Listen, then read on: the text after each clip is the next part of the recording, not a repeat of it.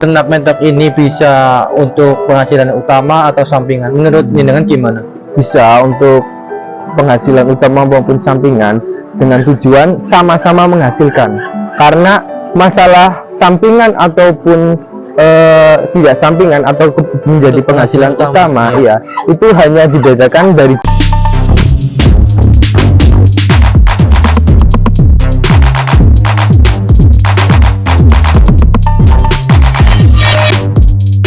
Assalamualaikum warahmatullahi wabarakatuh, Mas. Waalaikumsalam warahmatullahi wabarakatuh. Gimana kabarnya, Mas, sekarang? Alhamdulillah selalu sehat. Sekarang kayaknya tambah banyak, Mas. Apa gimana, Mas, ini? Alhamdulillah untuk populasi nambah. Nambah berapa, Mas? Sekarang sudah 315 ekor. Wah, mantap ya. Gimana, Mas? Oh ya, sebelum lanjut ngomong dulu nih, kita paling enak perkenalan dulu nih, Mas. Ya. Perkenalkan, nama saya Erwin Hidayatullah, pemilik dari Nafon ya, FB maupun IG-nya Darina, di alamat Desa Dukuringin, Kecamatan Wanasari, Brebes. Oke. Ngomong nih, Mas, tadi ngomong itu. Sekarang berapa populasi sekarang, Mas? Sekarang alhamdulillah populasinya dari bulan-bulan kemarin sekitar 270 indukan, sekarang sudah 315 indukan. 315? Wah, mantap ya, Mas ya. Karena apa ya namanya, permintaan semakin meningkat, Mas. Ya, alhamdulillah. Oke, Mas, ngomong-ngomong ini kan sekarang tambah populasi ya, Mas. Iya. Saya bikinin konsep lah, Mas. Gimana sih caranya untuk teman-teman nih agar bisa sukses di dunia peternakan mentok ini, Mas? Maksudnya biar tahu statementnya dan konsepnya seperti apa sih dunia permentokan ini biar sukses kayak jenengan. Untuk teman-teman seluruh peternak, jika kita memang hobi ataupun pengen menghasilkan sampingan maupun kebutuhan pokok, penghasilan pokoknya dari entok, kita itu bisa mulai dari hal yang paling terkecil ya. Yang pertama, kalau menurut saya pribadi, walaupun tujuannya sampingan atau enggak sebagai penghasilan sampingan ya, maka kita harus menentukan goals dari kita beternak atau tujuan daripada kita beternak. Tujuan di sini itu dalam artian sistem ya. Apakah yang kita inginkan adalah sistem pembesaran, pembibitan, ataupun sistem hias, ataupun disegmentasi pasar entok khusus hias ataupun kontes. Semua itu ada tujuannya masing-masing. Jika saya pribadi tujuannya yaitu di bidang pembibitan, khususnya entok pedaging, maka saya akan fokus. Jadi setelah kita menentukan goals, maka harus fokus walaupun itu sampingan ya. Iya, benar. Nah, setelah itu kita harus menentukan pakan yang kita akan gunakan. Pakan ini satu hal yang sangat penting karena dalam dunia peternakan 70% biaya operasional itu biasanya ditentukan oleh pakan. Betul sekali. Kita itu harus cerdas untuk bisa menentukan pakan yang berkualitas, kontinuitasnya itu terjaga, sedangkan kita bisa menekan harga secara bagus dengan tujuan untuk bisa mengurangi tingginya biaya operasional khususnya untuk pakan, tapi tidak serta-merta mengurangi kualitas pakan itu sendiri.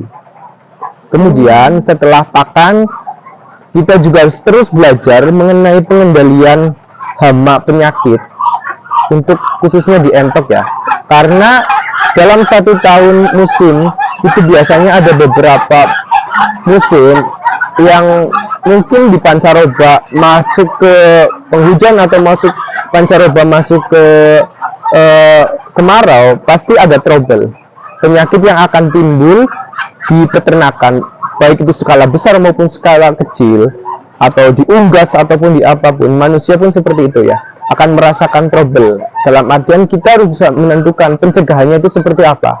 Langkah preventif seperti itu harus kita lebih kedepankan daripada hanya sekedar nanti nunggu penyakit datang kita baru mengobati.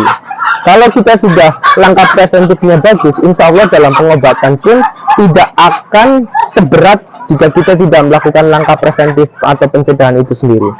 Jika dalam jumlah banyak kemudian terjadi trouble penyakit, misalkan ada mata biru, sudahlah, itu kalau nggak dicegah itu sangat sulit. Kita bisa menentukan pencegahan melalui penggunaan vaksin Iya. yang berkala ya, bisa 4 bulan atau 6 bulan sekali, dan melakukan yang namanya karantina. Jika kita bisa membeli entok dari luar di peternak lain, kita harus bisa punya SOP karantina tersendiri, harus konsisten. Itu ngomong-ngomong karantina berapa hari, Mas? Kalau saya sarankan 7 sampai 10 hari. Itu baru Ya. dicampur ya. Iya, itu baru bisa masuk. Jadi jika terjadi trouble, misalkan ada salah satu yang sakit ataupun apa, kerugian itu hanya untuk itu yang sakit saja, tidak bisa menular di satu kandang itu sendiri ya. Iya, benar-benar sekali ya. Soalnya kadang kan kalau kita para peternak kadang yang kita khawatirkan adalah kecerobohan sendiri. Iya, Mas, ya. betul. Benar. Kemudian langkah berikutnya itu setelah pencegahan, misalkan tadi tentang virus ataupun bakteri, biasanya bakteri kita bisa cegah melalui jamu-jamuan atau probiotik yang kita kasih itu untuk hariannya itu selalu harus ada. Kalau bakteri itu penyebabnya dari apa, Mas?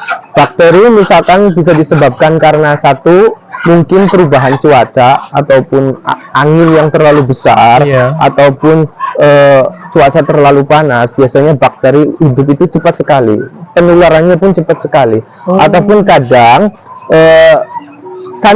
sanitasi kandang yang jelek, kurang bersih, ataupun jarang disapu, ataupun air untuk air minum itu jarang diganti, ataupun bak, itu juga sangat berpengaruh ke munculnya bakteri serta penularan penyakit lainnya. Oke, kalau virus sendiri itu gimana, Mas? Itu dari mana ya? Kalau Virus itu sebenarnya dari kandang sendiri pun bisa, tapi mayoritas virus disebabkan itu karena kita membawa barang atau entok dari luar. Jadi ada unsur pembawanya.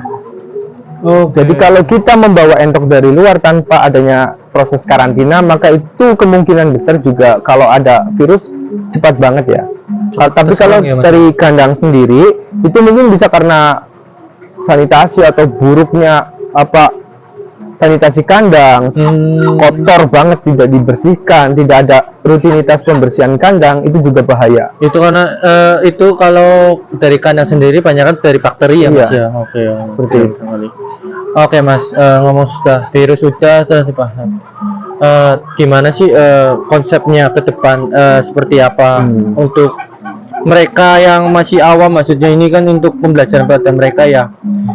Apakah peternak mentok ini bisa untuk penghasilan utama atau sampingan? Menurut jenengan gimana? Bisa untuk penghasilan utama maupun sampingan dengan tujuan sama-sama menghasilkan. Karena masalah sampingan ataupun tidak sampingan atau menjadi Untuk penghasilan utama, ya. itu hanya dibedakan dari jumlah. Kalau yang penting kan intinya kita beternak entok menghasilkan. Iya. Tinggal nanti seberapapun jumlahnya, yang penting kita sudah punya margin atau keuntungan yang bisa dihasilkan dari ternak entok itu sendiri ya. Contohnya gini, misalkan kayak tadi di pengendalian hama penyakit, maka kita fokus berikutnya itu di produksi. Produksi kita pastikan kalau sudah pakannya bagus, pengendalian pakannya bagus, produksinya lancar, nanti mengarah ke market ya. Betul. Jadi sekali. kita sudah menentukan pembesaran ataupun pembibitan, sudah dipastikan kita harus punya market. Market itu sekarang luas, ada sistem online maupun offline ya. Kita bisa menjalin kerjasama sama bakul untuk secara offline maupun online-nya, ataupun kita bisa kita posting setiap kali sudah ada penetasan dan lain sebagainya.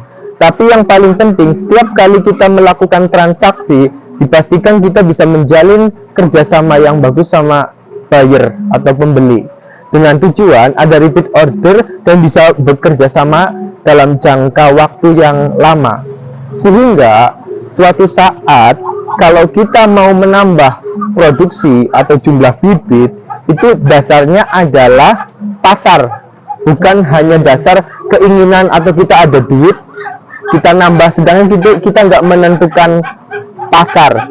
Kalau kita sudah mampu menentukan pasar, kapasitas pasar itu berapa besar kita nambah induk, maka itu terjadi keseimbangan. ya, antara supply sama demand. Kalau bila perlu, kalau tidak hanya menjual pasar dalam bentuk hidup ya anakan, mungkin kalau kita ada pembesaran ataupun apa, kita bisa mengolah hasil daging dari entok itu sendiri. Jadi kita dipastikan dari awal penentuan pakan, penentuan tujuan, pengendalian hama penyakit, kemudian market maupun pengolahan, kita perlahan belajar dari itu semua, maka nanti hasil akhirnya kita akan untung, nanti bisa dijadikan sebagai kebutuhan pokok ya, atau penghasilan untuk utama maupun penghasilan sebagai sampingan, tapi dengan tujuan sama, yaitu sama-sama menghasilkan dari peternakan entok itu sendiri. Benar sekali ya Mas ya. Oke, ini cukup sangat menarik ya, bisa kita kepetik ilmunya ya dari Mas Erwin, dan semoga kalian bisa menyimak sampai habis dan tidak gagal fokus ya. Kalau kurang jelas bisa komen-komen, nanti saya bisa memberikan sharing-sharing sedikit dari Mas Erwin yang apa yang dikatakan di video kali ini ya teman-teman. Semoga hari ini bisa bermanfaat ilmunya, dan terima kasih Mas Erwin atas waktunya yang sudah saya ganggu Mas. Oke, sekian dari saya, terima kasih.